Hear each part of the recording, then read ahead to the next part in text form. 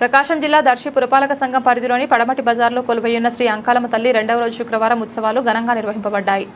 మొదటి రోజు గురువారం పుట్టింటి వారిచే 120 సంవత్సరాలుగా కొనసాగుతున్న పాల పొంగల్ సంప్రదాయాన్ని భక్తి శ్రద్ధలతో నిర్వహించగా రెండో రోజు కూడా అదే ఉత్సాహంతో అమ్మవారికి పాల పొంగలను సమర్పించారు.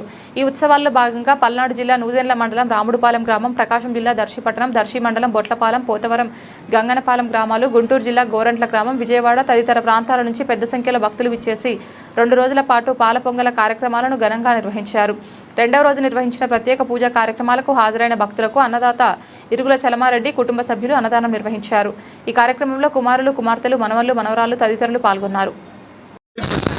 Darsi DTV local channel, Darshi DTV local channel ఇది మాకు దర్శి డిటీవీ లోకల్ ఛానల్ దర్శిలోని పడమటి బజార్ అంకాలమ్మ తల్లి దేవస్థానంలో ఏటా వైశాఖ పౌర్ణమికి అంకాలమ్మ తిరునాళ జరుగుతుంది. అంకాలమ్మ తిరునాళ్ళకి మేమందరం ఇక్కడ అన్నదానం చేపిస్తూ ఉంటాము. ఇరుగుల చిలమారెడ్డి వాళ్ళ కుమారులు, మనవలు కలిసి అంతా ఇక్కడ అన్నదానం చేపిస్తాము. అమ్మవారు చాలా సత్యమైన అమ్మవారు, అంతా బాగా జరుగుతూ ఉంటుంది ఏటా అన్నదానము.